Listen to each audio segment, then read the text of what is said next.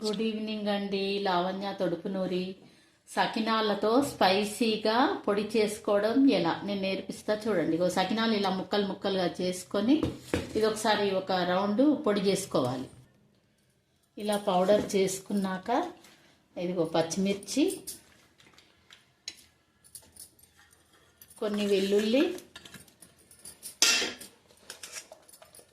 కొన్ని ఆనియన్స్,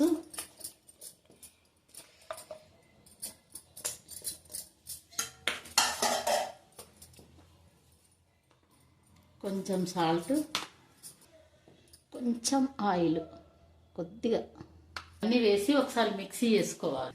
ఇప్పుడు సంక్రాంతి కదండి, సకినాలు తిని తిని బోర్ వస్తుంది కదా. ఇలా పొడి చేసుకొని ఈవినింగ్ 5 to 6 మధ్యలో ఇది ఒక బౌల్ తినేసి కాఫీ తాగినామనుకో సూపర్గా ఉంటుంది.